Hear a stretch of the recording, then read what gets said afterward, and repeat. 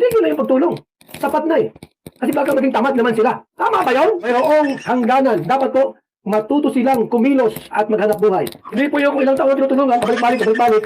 Abay, mga kalingap eh, abuso na yun. Hello mga sangkay, mga kalingap! Welcome back to my channel.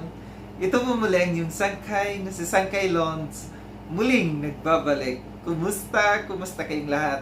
Sana nasa maayos na kalagayan ng lahat. Mapadito sa Pilipinas or sa mga nasa ibang bansa, dobling ingat tayo, no? So, mega love shout out sa inyong lahat sa Team Sangkay Original, Team Sangkay Sponsors, Team Kalingap, Kuya Val, at Edna Kalingap Rab. Sa lahat ng aking mga followers, supporters, and subscribers, sa mga lolos, lolas, FWs, at PWDs. Mega love shout out sa inyong lahat, and of course, I love you all. Ayan. Mega love shout out kay Tita Mina Haramilyon, Tita Kong Viots, sa Manitire ng San Diego, California, si Tita Pia Payne ng Australia, si Tita Sapia Didaw ng Paris, France, si Mother Nene Vivas, no? Nene Vivas ng Washington DC, and also kay Inay Magdalena Martinez. Nakalimutan ko lang siya kung saan siya sa US. Mega love shoutout sa inyong lahat, no? So, dako ko tayo dito sa ating batian portion, no? So, mega love shoutout kay M. Dom, ganon din kay Daisy Saol Mendoza, Gloria Dimla, Albert Taliafer Kitchen. May YouTube channel yata ito si Albert Taliafer Kitchen. And kay Janet Vasquez, kay Twice a Day, as in Je. Si Je siya, pero ang ano niya is Twice a Day. Kay Pabzi Lacambra. And also hello kay Teresita Magtoto, kay Carmen Asporia, and also hello kay November Woman. Ayan. Mega love shoutout sa inyong lahat. But parang nawawala yung S ko. Ganon din po sa aking mga kasamahang Kalingap watchers, no? Nandiyan dyan yung kailang mga YouTube channel at kailang mga pangalan. Supportahan po natin sila, no? Yung aking mga kasamahang watchers, napakalaking pakinabang po nila dito sa Kalingap, no? Alam nyo, sila yung mga nagtitingin kung sino yung mga lumalabag at sino yung mga hindi sumusunod dito sa loob ng Kalingap. Thank you so much po, no? Sa aking mga kasamahang Kalingap watchers, thank you so much. Maraming salamat po sa inyo. So, ngayong araw na ito mga sangkay, gagawa ko ng reaction video. Ito'y patungkol sa aking napanood na live ni Kuya Val kahapon ng umaga, no? Maraming na real talk dito. Nandiyan dyan yung mga scouters, nandiyan dyan yung mga beneficiaries, nandiyan dyan yung mga sponsors, no? Real talk talaga ito, as in real talk, no? So, panoorin natin itong video na ito. Then, after natin na mapanood, magbibigay ako ng opinion or kurong-kurong patungkol dito. Tara mga sangkay, mga Kalingap, panoorin natin. Maging tamad sila. Anong part nila sa buhay nila kung yan ibigay mo? Dapat matuto silang magtayo, magsikap sa buhay na ito. Hindi yun lahat talaga iaasa sa Kalingap. Marami pang dapat tulungan. Hindi lamang yung mga Kalingap Angels. Ang dami pang mga naghihintay ng tulong. Kung sa palagay po natin, sapat na po yan. Ihinto natin. Ay, sapat na yung tulong nila. Dapat magsikap naman sila sa sarili nila. Huwag yung lahat na po ibigay mo. Yung pangailangan sapat na nga. Diba? Ang dami po na mailangang tao. Kung sa paningin po, sa ating palagay po, sa tingin natin may sapat na yan, titigil na yung pagtulong. Sapat na Kasi baka maging tamad naman sila. Ha? Lahat na lang iaasa. May sakit yung tatay, may sakit yung nanay, may sakit yung kapatid. Ihingi sa mga sponsor sa Kalingap. May bayaran sa kuryente, may bayaran sa tubig, ihingi sa sponsor sa mga Kalingap. At yung Kalingap. Tama ba yun? Hindi po. Dapat matuto rin silang magsikap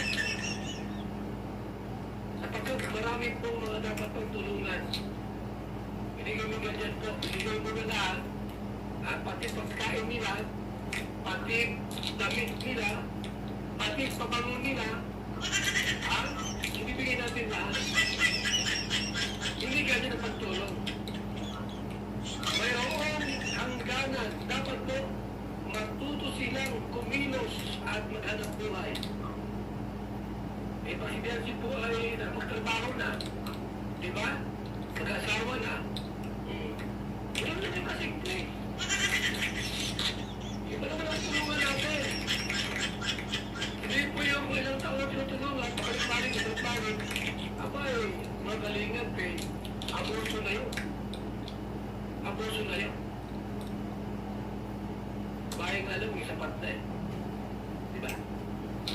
Bahay nga alam, tulong sapat na. Salamat po sa pagkalingap sa bahay. Dahil sa itong programa may bahay kami. Sapat na dapat yun eh. Diba? Okay na yun. Sapat na yun. Gusto pa mayroon pang air condition. 4 na aircon. Masyado kayo.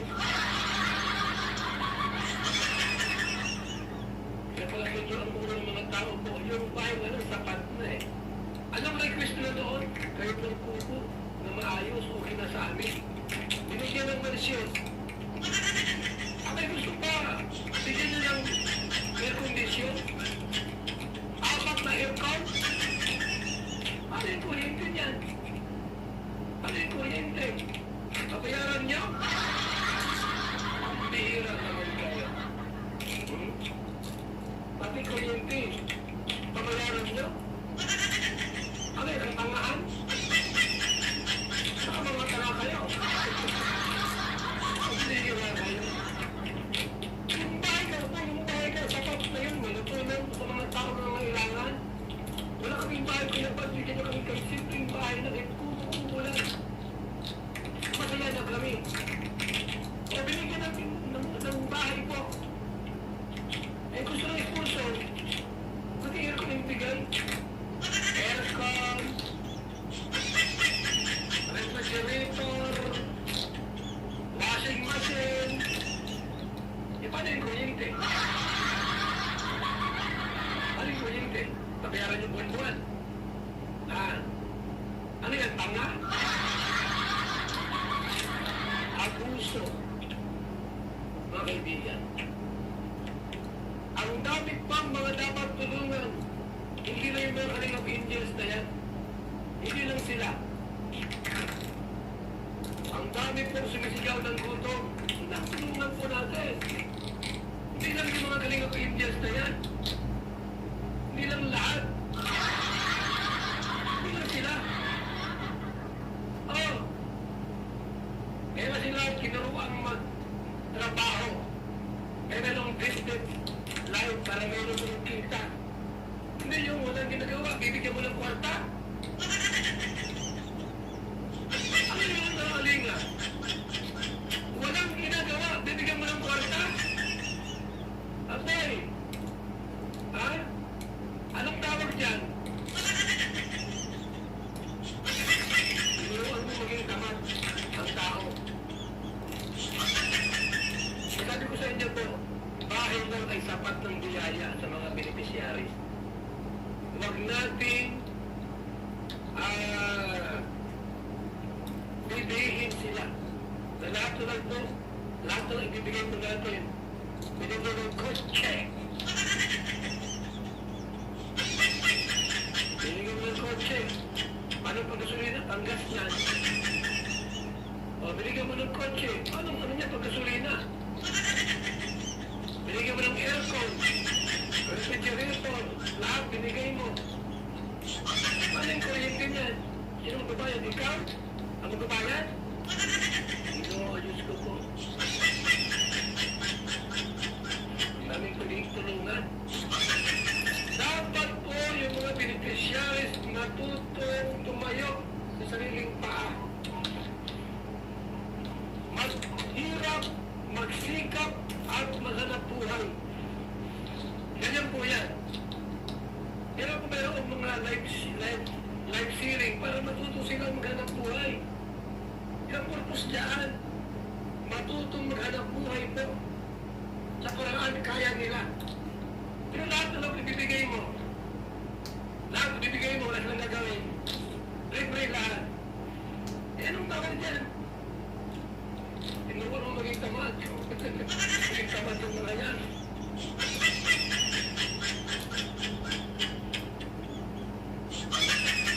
Ayaw na yung mga kalingap, mga kaibigan. Pagka ang tao po ay naging tamad, kayo din. Maging tamad talaga yan. Maging tamad talaga yan. Alam niyo ba, mayroon kong tinulungan? Binigyan ng puhunan. Nag-iista. Oh, nag-iista siya araw-araw. Lalong nagsumikap para sa sarili niya. Para umunlad siya. Hindi po yung bibigyan mo ng bigas buwan-buwan. Ito tayo, bigas mo po. Kaya na buhay na nga, bibigyan mo ng bigas. Siya mismo ang bibili na kanyang sariling pangailangan. Huwag turuang maging tamad ang tao, mga kaibigan. Yung mga beneficiaries natin, ganon. Kung noon po ay naghahanap buhay ka, abay maghanap buhay ka pa rin, huwag yung iwan. Huwag yung iwan. Ano po? Kung may vlog ka man, ikaw ng vlog, o sino mas mga vlogger, magbinigay ng pera, yun ay dagdag kita mo. Dagdag tulong sa'yo. Pero, yung hanap buhay niyo po, huwag mong iwan yan. Huwag kang tumigil sa paghanap buhay. Kasi, pinakilamanan mo. At diyan ka uunlad. Hindi pwede yun po sa lahat ng oras eh. Pag may sakit, sponsor. Pag mayroong bayaran, sponsor. Abay, pero hingin ka na. Ha? Pag mayroong may sakit, kalinga. Abay, pero hingin ka na. Ha? Matutong maghanap buhay at umayon. Hindi lahat po ay tanggapin mo yung mga alam ng sponsor sa'yo. Hindi lang po. Sabihin mo, kaya ako po yung naghahanap buhay na po. Salamat sa alok nyo na tulong. Pero ako po naghahanap buhay na po. Sapat na po ito. Mas mainam po yan. Pinubuhay mo ang pamilya mo sa sariling sikap, hindi sa mga hinging na yan. Okay lang minsan humingi. Okay lang po. Simula ng hanap buhay, negosyo. Okay lang po na binigyan ka, pero huwag kang umasa lagi. Lagi may sponsor. Dapat tumanggi ka rin. Ayaw, po ang buhay ko po. Naghahanap buhay na kami. Ako po ay nag-iista na po. Mayroon akong maliit sa rolling store. Okay nito sa amin po, sapat ito sa aming pangailangan. Ganun po dapat. Hindi yung dapat may sakit, takbo sa kalingat, takbo sa sponsor. Ano yan? Eh, hindi dapat gano'n na kaibigan. Matuto rin tumanggi sapagkat mayroon ka ng pinagkakitaan. Ganyan po dapat tayo. Huwag alisin ang ating sariling prinsipyo. Ano to? Para lamang magkapera tayo mga kaibigan. So yun mga sangkay, mga kalingap, at tinapanood no, yung live ni Kuya Val kahapon ng umaga ito patungkol dito no sa parang ang tumatak dito sa akin yung salitang sobra na, sapat na, no? Sapat na, sobra-sobra na. So ito'y para sa akin itong live na ito ni Kuya Val, yung pag-real talk na ito ni Kuya Val, hindi lamang ito para dito sa mga beneficiaries, meron na rin dito sa mga scouters, sa mga founders, no? And nandiyan dyan sa mga sponsors, no? Na tama naman, no? Tama naman yung sinabi ni Kuya Val na sobra-sobra na. Noong mga panahon na yan, no, nung na-scout sila ng Kalingap, na ang sabi ay bahay lang sapat na. Totoo yun. Mapagawaan lamang sila ng bahay sapat na. Totoo, yung mga Kalingap Angels, alam natin kung saan sila galing, no? kung ano yung kanilang hanap buhay, sila yung mga naghahanap buhay noon. Pero ngayon, ano ang nangyari? Para bagang ang nangyari kasi dito, parang pinaabuso. No? Pinaabuso ng mga sponsors. Sobra-sobra yung pagpamper sa kanila. No? Yung pag-spoiled sa kanila. No? Tama yung sabi ni Kuya Val, tama na. Iba naman. Huwag yung lagi na lang sila. Lagi na lang doon sa kanila nakatutok. Lagi na lang doon sa kanila. Kasi magiging tamad sila. Hindi lamang tamad, no? Hindi lamang tinuturuan na maging tamad, kundi tinuturuan na maging palahingi, no? Walang ipinagkaiba doon sa pagiging namamalimos, no? 'Di ba? Yung mga namamalimos na sanay na hindi maghanap buhay, na hindi magbanat ng buto, kundi mamalimos na lang, sumahod na lang ng sumahod sa kanilang mga palad. Totoo 'yan. Marami ang mga naghihirap diyan, no? Na mas karapat dapat, no, na tulungan. Hindi yung sobra-sobra na andyan. Totoo yung sabi, may aircon, may refrigerator, kukumpletohin yung laman ng buong bahay, paggagawaan ng mansyon. Hindi na practical yon, no? Hindi na practical. Sa mga sponsors, no, wag ninyong gawing wag ninyong spoiled yung buhay ng mga yan. Tama yung tumulong, pero mali yung sobra-sobra na tulong, no? Turuan sila na maghanap buhay. Turuan sila na magbanat ng buto. May mga pamilya pa yan, nandiyan yung mga magulang. Ang lamang diyan, no, yung pag-aaral at saka yung kanilang bahay. Sobra-sobra na yon. Pero yung gagawin ninyo silang prinsesa, gagawin ninyong nandiyan nakatihaya na lang, mag-aantay ng dating ng pera galing sa sponsors. Mali na. No, sobrang mali. Nandiyan dyan yung mga sponsors kasi, minsan kasi, hindi na dapat i-control ito. Yung sa akin, dapat kontrolin ito ng Kalingap. Dapat yung Kalingap, dahil sila yung mas may power dito. Sina Kuya Val at saka sina Kalingap Rab, sila ang nakaka-monitor dito sa mga beneficiaries na ito. Kung ang mga beneficiaries merong founder, dapat ang founder kung anong ibibigay dito sa beneficiaries, ipaalam muna. No? Ipaalam muna kina Kalingap Rab, kina Kuya Val. Ipaalam, Kuya Val, Kalingap Rab, okay lang ba kung bilhan ito ng ganito? 'Di ba? Pero yung tama lang, yung hindi yung sobra-sobra.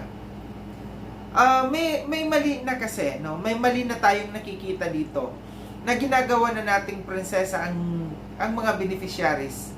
Tandaan po natin, ganyan ang nangyari noon kay, mabanggit lamang natin, no? Mawalang galang na lang na mabanggit natin si Mylene. Ganyan noon si Mylene, no? Si Ate M.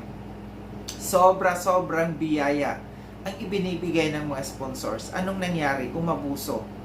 Wala rin nangyari. Kasi, umabuso. Akala niya habang buhay merong sponsors. Akala niya habang buhay may magbibigay sa kanya ng sponsors. Anong nangyari sa kanya ngayon? Bumalik sa dati, no? May magandang bahay na noon, pinagawaan na ng Kalingap ng bahay, wala rin nangyari. Sana maging wise din, no? Maging wise din itong mga beneficiaries na ito. Isa rin, na tama yung sabi ni Kuya Val, na matuto kayong humindi. Kung meron na kayong natatanggap, kung okay na ang buhay ninyo, kung sobra na yung naibibigay sa inyo, marunong humindi. Marunong magsabing tama na po, okay na kami. Alam niyo, pagdating ng araw, sumbat ang darating. Sumbat, no? Sumbat ang mangyayari sa inyo. Mawalang galang na rin din kay Kuya Brooks, ihalimbawa natin si Kuya Brooks. Alam natin na yung mga viewers, alam kung paano si Kuya Brooks nagkaroon ng ng bahay. Nandiyan lagi yan isinusumbat ng mga viewers, no? Yung pagkakaroon ng bahay. Ganon din dito sa mga Kalingap Angels. Ganon din dito sa mga beneficiaries na ito, no? Na sobra-sobra yung natatanggap, baka pagdating ng araw, sumbat din ang abutin nila. Kaya dapat matuto silang humindi, matuto silang maghanap buhay yung kanilang mga magulang, matuto silang magkayod, magbanat ng buto. Kasi galing sila sa hirap. Galing sila doon sa hirap, no? Hindi maaring hindi sila sanay na magtrabaho. Tandaan nila yung buhay nila nung time na hindi pa sila nakakaroon ng sponsors, hindi pa sila nakikita ng Kalingap. Isipin nila ang buhay nila noon. Huwag silang Huwag nilang baguhin ang buhay kung anong meron sila ngayon. Kasi hindi habang buhay, no? Gayang sabi ko, hindi habang buhay yung sponsors na dyan. No? Mabuti at na-topic ito ni Kuya Val, ano? Mabuti at napag-usapan ito dito sa live na ito ni Kuya Val. At mabuti na nakita ni Kuya Val na may malina dito sa mga dito sa pagtulong sa mga beneficiaries ng Kalingap. Na sobra-sobra na, no? Sobra-sobra. Mas maraming nangangailangan. Kung yung ibang pera diyan na binibigay para sa luho ng mga beneficiaries na yan na binibigyan ng Kalingap na sobra-sobrang bigay, iambag natin sa iba. Ibigay natin sa ibang mas nangangailangan. Mas maganda yung maraming natutulungan kaysa sa nakafocus lamang kayo sa isa. Pasikat na yan eh. Kung mag-sponsor ka dyan ng sobra-sobra, pasikat na yun. Hindi na tama. So ito lang yung aking reaction patungkol dito, no, sa live na ito ni Kuya Val, na may punto, no, may puntos dito si Kuya Val na sana matauhan yung mga sponsors at sana magkaroon ng tawag dito, may sistema, magkaroon ng sistema ang Kalingap kung paano tumulong, no, at kung hanggang saan lamang ang tulong nila dito sa kanilang mga beneficiaries na ito. Kasi, di ba, sabi ni Kuya Val, sobra na. Ilang taon nang tinutulungan itong mga Kalingap Angels na ito. Naging social na sila ngayon, naging mukhang mayaman na sila ngayon. Pero kung nakita natin noon, kung ano sila noon, no, ibang-iba na ngayon. Kaya dahil yun sa pag-spoil ng mga sponsors, kung anong mga gadgets na mamahalin meron na sila ngayon. Sabi nga ni Kuya Val, may kotse na, naka-aircon pa, mali na. Sobra na, di ba? Muli maraming salamat mga sangkay mo sa panonood. Sa mga hindi pa nakapag-subscribe kay Sangkay Loans, subscribe niyo na po ako. Click yung notification bell para updated kayo sa lahat ng mga videos na aking gagawin. Like and share itong video na itong mga sangkay. Kita-kits tayo ulit sa susunod na video na aking gagawin. Ingat kayo sa ang dako ng mundo man kayo naroroon. Paalam ng mga sangkay, mga Kalingap, paalam.